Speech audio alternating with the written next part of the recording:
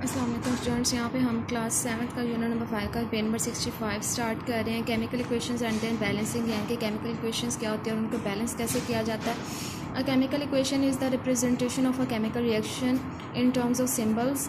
Chemical equation जो है हमारे पास रिप्रेजेंटेशन होती है किसी भी केमिकल रिएक्शन की सिम्बल्स की फॉर्म में, फार्मूला एंड साइंस की फॉर्म में रख सकते हैं। इन अ केमिकल इक्वेशन, किसी भी केमिकल इक्वेशन में the reactants and the products are separated by an arrow. उसमें हमारे पास केमिकल इक्वेशन में जो रिएक्टेंट्स और प्रोडक्ट्स हैं उनको सेपरेट कर दिया जाता है एरो की मदद से। सिंबल्स एंड फार्मूलाज और the reactants are written on the left hand side. जो सिंबल्स और फार्मूलाज जो होते हैं रिएक्टेंट्स के, उनको लेफ्ट हैंड साइड पे लिखा जाता है ऑफ द एरो के। वेयर एज द प्रोडक्ट्स, जबकि हमारे पास जो प्रोडक्ट्स होती हैं are written on the right hand side of the arrow, उसको एरो के राइट हैंड साइड पे लिखा जाता है। The arrow is directed towards the products. Arrow जो है वो हमारे पास उसकी डायरेक्शन जो वो प्रोडक्ट्स है की तरफ होती है। Physical states of reactants and products are also expressed along with the formula और सिंबल्स। जो हमारे पास फिजिकल स्टेट्स होती है रिएक्टेंट्स और प्रोडक्ट्स की, उसको एक्सप्रेस किया जाता है फार्मूला और सिंबल्स की फॉर्म में by S, G and A Q, which stand for solid, gas and aqueous states. जो कि हमारे पास एस, जी और जो ए क्यू है वो हमारे पास सॉलिड, गैस और एक्वेस स्टेट को रिप्रेजेंट करती हैं। फॉर एग्जांपल, जैसे हमारे पास ये the chemical equation representing the reaction of sulphur, ये जो हमारे पास केमिकल इक्वेशन है ये हम बता रही है सल्फर का जो रिएक्ट है वो ऑक्सीजन के साथ है to form sulphur oxide. Sulphur dioxide बनाने के लिए इज रिटन एज फॉलोज, जिसको हम इस तरह से लिख सकते हैं सल्फर प्लस ऑक्सीजन। सल्फर और ऑक्सीजन को जो है वो रिएक्शन करवाया और जो वो हमें एज अ प्रोडक्ट में सल्फर डाइऑक्साइड दे रही है, यानी कि सल्फर डाइऑक्साइड सल्फर और ऑक्सीजन को मिलाने से बना। The chemical equation written above the shows, ये जो केमिकल इक्वेशन ऊपर लिखी है ये हमें क्या बता रही है कि sulphur in its solid state, sulphur जो अपनी सॉलिड स्टेट में reacts with oxygen gas, oxygen gas के साथ रिएक्ट कर रहा है। इसके साथ ये जो एस है ये सॉलिड को रिप्रेजेंट कर रहा है, जी जो है वो गैस को, और यहाँ पे हमारे पास जो सल्फर डाइऑक्साइड बना ये भी गैस ही है हमारे पास, और इसके साथ भी उन्होंने जी रिप्रेजेंट किया हुआ है। The product of the reaction, इसकी जो हमारे पास इस रिएक्शन की जो प्रोडक्ट है that is sulphur dioxide is also a gas. जो कि हमारे पास सल्फर डाइऑक्साइड बनी है वो भी एक गैस ही है।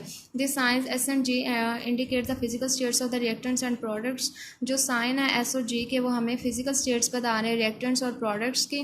सिमिलरली इसी तरह से हमारे पास the chemical equation given below, जो नीचे हमें केमिकल इक्वेशन दिखाई है, indicates that zinc in its solid state, ये रिप्रेजेंट कर रहा है कि जिंक जब अपने सॉलिड स्टेट में reacts with aqueous solution of sulphuric acid, वो एक्वियस सोल्यूशन जो है सल्फ्यूरिक एसिड का उसके साथ रिएक्ट कर रहा है एंड प्रोड्यूसेस एक्वियस सोल्यूशन, और फिर हमें एज अ प्रोडक्ट जो है वो एक्वियस सोल्यूशन देता है ऑफ जिंक सल्फेट का एंड हाइड्रोजन गैस और हाइड्रोजन गैस। ये हमारे पास जिंक है सल्फर एसिड के साथ, सल्फ्यूरिक एसिड के साथ इसका रिएक्ट हो रहा है। जिंक जो हमारे पास सॉलिड स्टेट में है और जो सल्फ्यूरिक एसिड है वो एक्वियस स्टेट में है। दोनों का रिएक्शन हुआ और उससे हमें क्या मिला, जिंक सल्फेट और हाइड्रोजन गैस जो इससे बनी है। जिंक सल्फेट जो एक्वियस स्टेट में है और जो हाइड्रोजन है वो एज अ गैस है। नेक्स्ट है जी balancing the chemical equation. Chemical equation को बैलेंस करना है। केमिकल इक्वेशन इनमें the number of atoms of each element, ऐसा केमिकल इक्वेशन जिसमें हमारे पास नंबर ऑफ एटम्स होते हैं हर एलिमेंट का on both sides of the equation के दोनों तरफ, दैट इज जिसमें हमारे पास reactant side and the product side, जो रिएक्टेंट साइड है और जो इसकी प्रोडक्ट साइड है आर इक्वल होते हैं। Is called a balanced chemical equation. जब दोनों तरफ इक्वल होंगे, रिएक्टेंट साइड प्रोडक्ट साइड के इक्वल होती है तो उसको हम बैलेंस्ड केमिकल इक्वेशन बोलते हैं। फॉर एग्जाम्पल मिसाल के तौर पर the chemical equation shown below is balanced chemical equation. नीचे जो हमें केमिकल इक्वेशन दिखाई है ये बैलेंस्ड केमिकल इक्वेशन है। कैसे जी, हमारे पास HCl है और उसके बाद हमारे पास सोडियम हाइड्रोक्साइड है, यानी कि हाइड्रोजन क्लोरीन है, और उसके बाद हाइड्रोक्लोरिक एसिड है और सोडियम हाइड्रोक्साइड है। इन दोनों का जब रिएक्शन हुआ तो इधर से हमारे पास सोडियम क्लोराइड बना और इधर से water NaCl plus H2O। The chemical equation में the number of atoms of each element both sides of the equation. अब केमिकल इक्वेशन जिसमें हमारे पास नंबर ऑफ एटम्स होते हैं हर एलिमेंट के दोनों तरफ, तो उसमें reactant side and the product side is not equal. जब हमारे पास रिएक्टेंट साइड जो है वो प्रोडक्ट साइड के इक्वल नहीं होती, इस कार्डलाइन अनबैलेंस्ड केमिकल इक्वेशन, तो उसको हम अनबैलेंस्ड केमिकल इक्वेशन बोलते हैं। फॉर एग्जाम्पल मिसाल के तौर पर the chemical equation given below, जो नीचे हमें केमिकल इक्वेशन दी गई है, is an unbalanced chemical equation. ये अनबैलेंस्ड केमिकल इक्वेशन है क्यों? क्योंकि इसमें हमारे पास इस साइड पे हाइड्रोजन और इस साइड पे क्लोरीन, हाइड्रोजन क्लोरीन का रिएक्ट हुआ है और इससे हमारे पास हाइड्रोक्लोरिक एसिड बना। और इसमें हमारे पास यहाँ पे देखें हाइड्रोजन का भी हमारे पास 2 है नंबर ऑफ एटम्स, और यहाँ पे क्लोरीन का भी है, लेकिन यहाँ पे हाइड्रोक्लोरिक एसिड में हमें कहीं पे भी 2 नज़र नहीं आ रहा। तो यहाँ पे ये इस तरह से ये अनबैलेंस्ड केमिकल इक्वेशन हो जाएगी। नेक्स्ट हमारे पास पेज नंबर 66 पे unbalanced equations can be balance by different methods. Unbalanced equations को हम डिफरेंट मेथड से मुख्तलिफ तरीक़ों से जो वो बैलेंस कर सकते हैं। The trial and error method is commonly, trial और एरर मेथड जो वो कॉमनली यूज होता है।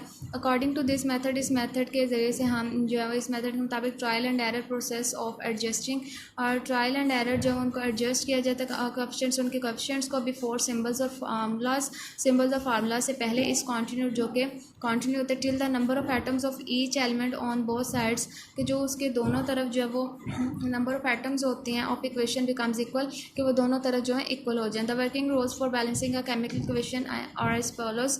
जो हमारे पास वर्किंग रूल्स हैं किसी भी इक्वेशन को बैलेंस करने, केमिकल इक्वेशन को बैलेंस करने के, कुछ इस तरह से। फर्स्ट हमारे पास write the unbalanced equation and count the number of atoms. आपने क्या करना है, सबसे पहले अनबैलेंस्ड इक्वेशन लिखनी है और उसके नंबर ऑफ एटम्स जो उनको काउंट करना है ऑफ ईच एलिमेंट, हर एलिमेंट के on both sides of the arrow, arrow के दोनों तरफ। सेकंड स्टेप होगा जी work with one element at a time, एक टाइम में एक ही एलिमेंट के साथ जो वर्क करना है। थर्ड पॉइंट है हमारे पास मल्टीप्लाई द सिंबल और फार्मूला विद सूटेबल इंटीजर्स। आपने सिंबल और फार्मूलाज को जो है उसके सूटेबल इंटीजर्स के साथ 2, 3, 4, 5 के साथ मल्टीप्लाई करना on that side of the equation, equation को साइड पे where the number of atoms of a particular element is less, उस साइड पे हमने उसको मल्टीप्लाई करना जिस साइड पे उसका एलिमेंट की जो नंबर ऑफ एटम्स हैं वो कम होंगे। And try to balance this element, और उस एलिमेंट को बैलेंस करने की कोशिश करें ऑन बोथ साइड्स, दोनों तरफ ऑफ द इक्वेशन, इक्वेशन के। Start multiplying with relatively small numbers. Start जो है वो आपने रिलेटिवली स्मॉल नंबर्स यानी कि पहले छोटे नंबर से स्टार्ट करना है। नेक्स्ट पॉइंट है हमारे पास fourth, repeat the process for all the elements one by one. हर एलिमेंट के साथ वन बाय वन वर्क करना है, उसी तरह से सारा प्रोसेस जो रिपीट करना है हर एलिमेंट के साथ। फिफ्थ पॉइंट है बैलेंस द डायटोमिक मॉलिक्यूल्स। आपने डायटोमिक मॉलिक्यूल्स को बैलेंस करना like H2N2 O2 Cl2 at the end. इन ऐसे जो एलिमेंट्स होंगे उनको एंड पे आपने जो वो सॉल्व आउट करना है, उनको बैलेंस करना है। यहाँ तक आप लोग जो वो इसकी बुक रीडिंग करेंगे। नेक्स्ट जो वो फिर हम इसमें या इसकी एग्जांपल नंबर 1 हम कर लेते हैं। कंसिडर द फॉलोइंग इक्वेशन है। फर्स्ट इक्वेशन हमारे पास नाइट्रोजन और हाइड्रोजन दोनों का रिएक्ट हो रहा है, तो यहाँ पे हमारे पास NH3, ये हमारे पास क्या बन रही है, अमोनिया बन गया। स्टेप 1 इसको हम बैलेंस करने की कोशिश करते हैं। Count the number of atoms of each element on both sides of the arrow. Arrow के दोनों तरफ एलिमेंट्स के जो नंबर ऑफ एटम्स हैं उनको काउंट करें। रिएक्टर में हमारे पास नाइट्रोजन के 2 एटम्स हैं और हाइड्रोजन के भी 2 एटम्स हैं, और प्रोडक्ट में हमारे पास नाइट्रोजन का 1 है। यहाँ पे देखें नाइट्रोजन के साथ कोई नहीं है तो इट्स मीन इसके साथ 1 है, और हाइड्रोजन के पास के हैं 3 एटम्स हैं। अब N इज़ अनबैलेंस्ड, एन जो है अनबैलेंस्ड है, और H जो है वो भी अनबैलेंस्ड है क्योंकि यहाँ पे नाइट्रोजन के भी 2 हैं और हाइड्रोजन के भी 2 हैं, दोनों अनबैलेंस्ड हुए। अब स्टेप 2 में क्या करना है, add appropriate coefficient to balance N. सबसे पहले हमने नाइट्रोजन के साथ जो है उसके बैलेंस करना है उसको, तो उसके रिएक्टेंट्स जो वो 2 हैं और प्रोडक्ट जो है वो 2 होने चाहिए। इसी तरह से हमारे पास जो हाइड्रोजन के हैं वो 6 होने चाहिए। एन इज़ बैलेंस, जब नाइट्रोजन के साथ जो है वो 2 लग जाएगा, इसके अकॉर्डिंग उसके रिएक्टेंट के अकॉर्डिंग जब नाइट्रोजन के साथ प्रोडक्ट में 2 लग जाएगा तो एन जो वो बैलेंस हो जाएगा। लेकिन यहाँ पे हमारे पास रिएक्टेंट में हाइड्रोजन के 2 हैं तो हाइड्रोजन के 6 हो जाएंगे, तो यहाँ पे ये अनबैलेंस जो रहेगा। तो बाद में इसको बैलेंस करना, पहले हमने नाइट्रोजन को बैलेंस करना है। स्टेप 3 में हमारे पास आ जाएगा now try to balance H atom. अब H के एटम्स को बैलेंस करने की कोशिश करनी है, तो उसमें हमारे पास नाइट्रोजन के एटम 2 है, यहाँ पे भी नाइट्रोजन N तो बैलेंस है। फिर जब हमारे पास H के 6 बन गए, यहाँ पे भी हमने 2 3 या 6 हो गया ना, इन दोनों को मल्टीप्लाई किया तो ये 6 हो गया।